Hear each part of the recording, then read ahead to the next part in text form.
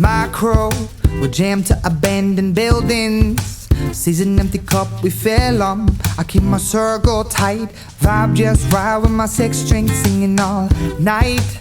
Gender, faith, color, or lover, don't matter one way or other. No complaints from music softer. Thanking God for that, but news dad is a doctor. My crew doesn't quit. Okay, welcome everyone to the Eve Growing Concept. Today's video is going to be another CBCB.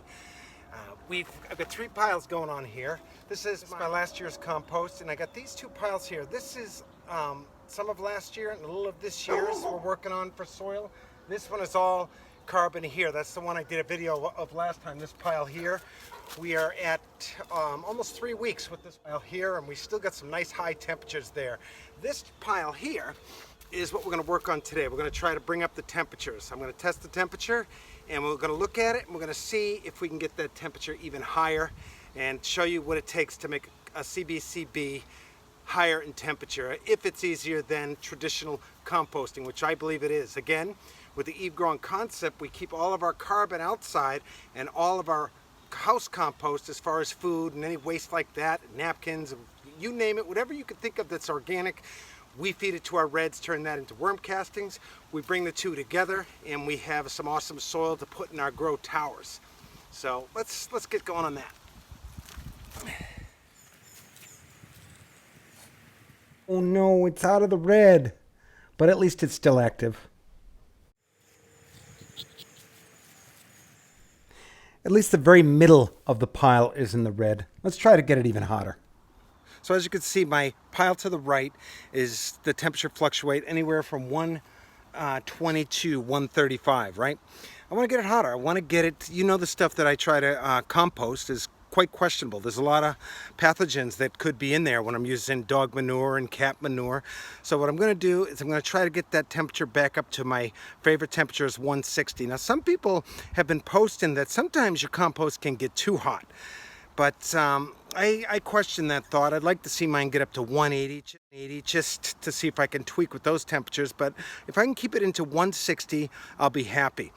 We're going to do a video on pathogens very soon, just to let everybody know I am mindful of pathogens in the stuff that I break down. I realize there's a danger there. You must be mindful, and I think I ought to touch on that thought because you know, sometimes we can get in our routines of doing stuff and we forget about the pathogens at times. And the stuff that I am dealing with at all times, I must be mindful of it. So I want hot temperatures. We already know that hot composting does indeed kill the pathogens at certain temperatures. Most of the pathogens, and those of you who have any thoughts on that, please chime in on my comments. But it is cat manure, I hear, is wicked dangerous as far as pathogens that could get into the cat feces. That's why women who are pregnant shouldn't even be cleaning out their litter boxes. It's so bad. And some people have said on my comments, do not even use cat litter. But, you know, I think it's better for all of us if I can break down my own cat's litter here at home and turn it into soil amendments. Whatever I do try to keep very good track of what compost is where, what vermiculture is what, so I don't try to combine the two. But again, that can get tricky in the everyday, trying to be vigilant with that. Hoping that you know, the hot composting does indeed kill it. I'm hoping that vermiculture does indeed kill pathogens. So, and time itself with some of this compost. A lot of my stuff does sit out months at a time, freezing temperatures, after it's all been heated up or done vermiculture. After my vermiculture has gone through the nursery stage, I try to you know, there's other stuff, the everyday time of composting and whatever happens in the natural world. Certainly it must be better than sending it to the landfills and having other people try to deal with that. So let's take a look at how I'm going to try to get this heat up hotter.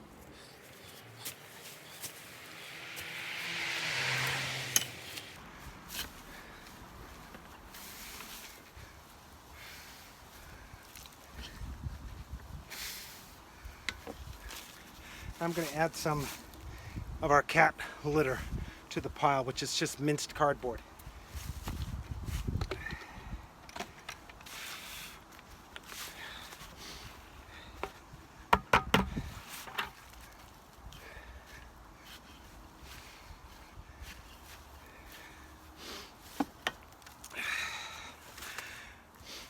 All right, now I'm going to add some liquid nitrogen in the form of my dog's manure that I liquefied. Every time my dog goes, I put it into a bucket like this. That is also, as I've said in other videos, this is also a fly trap. In the summer and spring, the flies go in there and they can't get out. They become part of the composting as well. So, of course, I'm adding two of the no-nos that many people will tell you, which is cat litter and dog manure. Cat and dog manure are the two things you're not supposed to put in there. I do put in it. I break down this way, and I'm hoping the heat kills whatever pathogens are in there. Those of you who have a comment on that, you're more than welcome to post it here. So let me add some of the slurry now.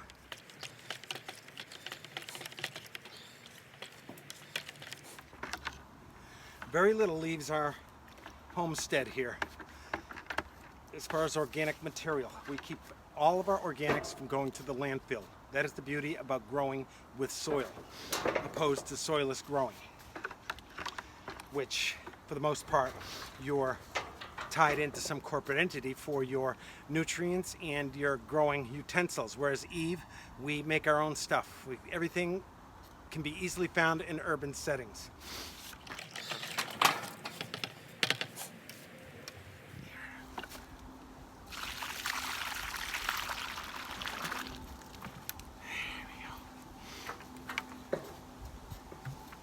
Always cover. Cover, cover, cover. There's one important thing about this video, cover. Cover everything. So there's no smells and nothing, no vermin want to get in here anyway, because mostly it's just in liquid form, my nitrogen. And they don't want to eat leaves, so I don't have any problem with pests with this compost. And never is there any animals looking to get into this pile, because there's nothing they'd really want to eat. Because again, all of my real house compost, things that they want to eat, is being fed inside in my basement to my red wigglers in the basement.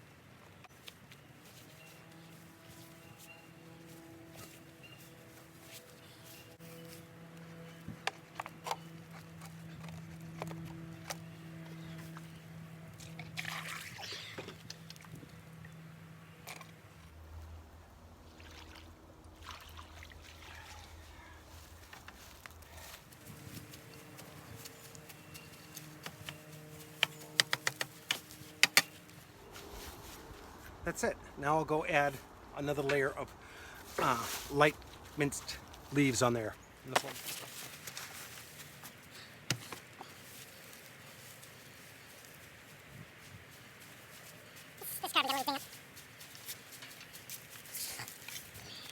is heating up, hopefully. Let's talk about some experiments that I've been working on. And then we'll show you exactly how hot we got the temperature. Did it go up? Did it go down? We'll see. I'm hoping a lot of it relies on nature and just having a few basic principles. So I tried to put some minced leaves in a 55-gallon drum with an aerator at the bottom, running air through to hope I could get some hot heats there. If you had a small 55-gallon drum that you could put in a shed that was radiating heat from the top of it, I thought, wouldn't this be amazing? I was so excited about this thought. But I did it, and I put the pump, and I waited a few days, and my temperature, you know, it was like 20 degrees out, and it stayed at 60 degrees, but it wasn't enough to get me excited about. So far, all my field experiences, I'm trying to get this heat out. It's coming to the conclusion that Thomas Paine's work with the coil going through there and the water coming out seems like it'd be the best way to go. Constantly trying to think of ways to get that heat back up. I'm thinking the best way to do it is, because it's all about girth, I think, too. The bigger, this is a 4x4, right? 3 feet high, 55-gallon drum probably wasn't enough girth or weight. So I don't know. I was so disappointed in that particular experiment and others. There was one where I buried a bottle, 2 bottles, filled with water with a copper tube. I put it down there so the one bottle was up, thinking that the heat would come out of there, and I did get a little heat. It might be enough for like a little chicken box to keep a chicken warm in the cold of the winter, but that one didn't necessarily work that good. And then I ran a copper one through the pile and around outside, and that didn't work good either. So in my continued effort of failed experiments, I am looking for a way to get this heat, this delicate heat that stays nice and hot inside, but the moment you move it a little, the faster it goes down to cold again. So it's all about containing that heat. Water going through seems like a very good way, or heat radiating up seems like it'd be a good way as well. Let's say you had this as your table in your shed or your garage. Each table in your greenhouse was a composting heap that you can use as a table, and that table is radiating heat. So I don't know, these are just ideas. Okay, so let's wait a few days and see what this heat does. Okay, folks, 3 days after reactivating this pile here, and the temperature out here is probably about 39, 40. It's a little cold out here, but as you can see from the side right here, I'm already up to 140 degrees here, and now we're going to open the lid and see what's inside there.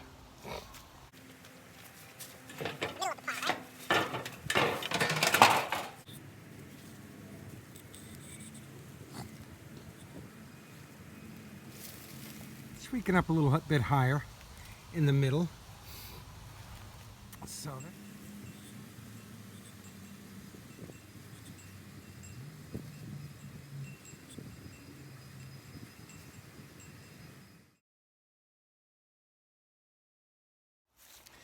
okay, so you see the temperatures did go up, and we reactivated it. They went up to 58, 57 to 140 throughout the middle of this pile, and on the sides we're still in an active pile. We're still dealing with an active pile. Now this pile, I'm not going to add any more to it.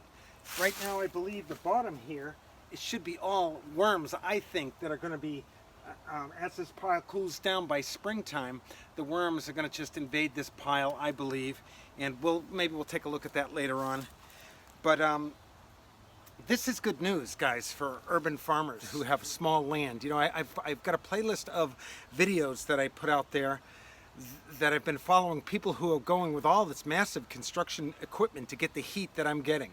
And I think what we need to do, at least for now, until we can learn more about a CBCB and the many things we can do with it as urban dwellers, city dwellers, I think there's going to so many possibilities. I could think of a small greenhouse possibly going on top of here as well.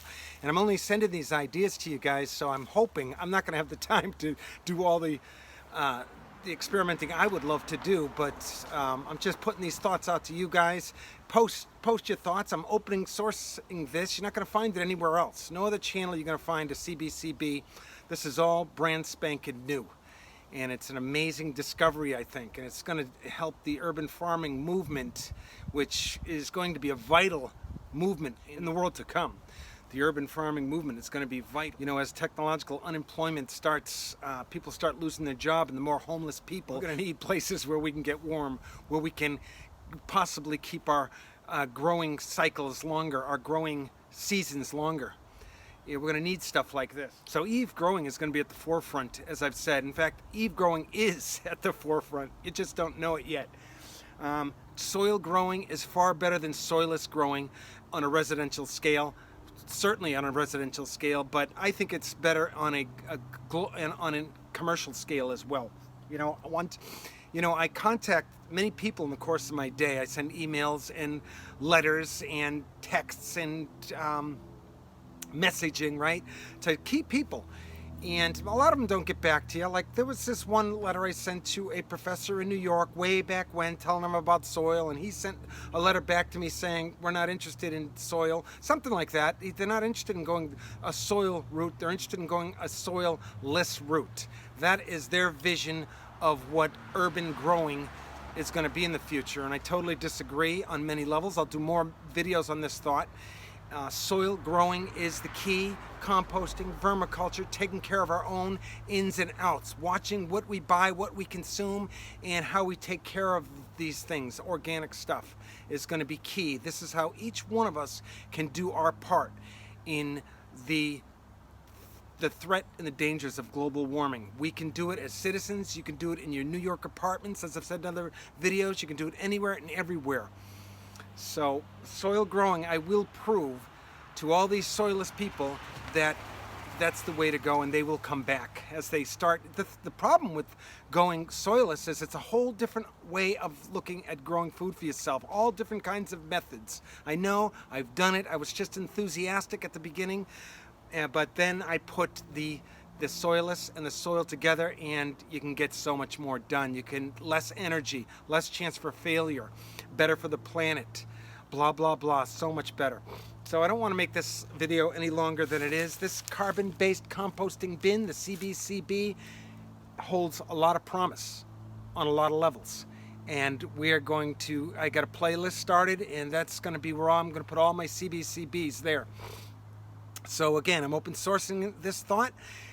Any questions, put them in the comments section. If you like what you see, please subscribe to my channel. I certainly could use more subscribers. And give me the thumbs up. Apparently that's how you get ahead in the YouTube world. This information that I'm sharing, I want people to know how to grow healthy organic food for themselves. It's important that we all become urban farmers in one way or the other, because that's where the jobs are going to be. And that is where you get spiritually enriched, when you start taking care and growing things for yourself. Understanding the micro world, composting, vermiculture, growing vertically, what else? Everything. So this pile, I'm going to leave it. I'll fluff this up again after a month. This pile to the left, I'm going to this pile to the left was this year's leaves, so I'm going to work on this one. That's where all my slurry will go to activate it and stuff like that. And then I've got another pile that I'm going to be working on too, that I've got some ideas I want to do with. So, you know, for those people who say, you know, don't do cat or dog, it's far better than flushing it down the toilet. You must agree. We can't wait for science to do this kind of work and tell us, okay, Mark, it's okay. You really can compost your dog and cat manures in these compostings like that. That's great. I give you the okay. I don't need their okays. I've studied enough people who do permaculture that do it. Josph Jenkins, again, he does all kinds of stuff in his, and I got some links of other people who say it's okay. So you're going to get the nayers and the nays and the yeses from people. There's all kinds of information. Everybody's got an opinion, including me. And this is, and I would certainly want your opinion. Anything you have, scientific information on the thought, please send them my way, because I really do read them. I do study them. If you know any videos, people doing videos on the subject, send them to me. I've been looking at a lot of them. I see a lot of pros with composting cat and dog manure. I see more pros than negatives, but of course, maybe they don't know about this pathogen that can be so dangerous, that it could spread all over I could spread this nasty pathogen all over the place, okay? Look at our drinking water today. Look what people flush down our drinking water and the chemicals they use to clean it and bring it back to us so we can drink it. You think that's the way we should go? There's still that much fear there as well. You got that kind of fear too. So where do we go as people? How do we handle our own stuff? We can't wait for the science to do this work for us. We have to do it ourselves. And I believe with these high temperatures with a CBCB, this is a silver bullet in the composting world right here. And I think, again, you put your carbons, your leaves and outside debris in this bin, and all your inside stuff, your wets and your nitrogens, you feed to your red wigglers and turn them into worm castings, bring them together, and you have awesome soil and soil amendments. Put them in your eave towers. You can go vertically, you can go Dutch buckets, you can do anything and everything the soilless growing can do, but better on many different levels, better for the planet, far less chance for failure. So I hope that's all I have to say for now. God bless, over and out. My family and Papa found caregiving, always somewhere by the fire pit.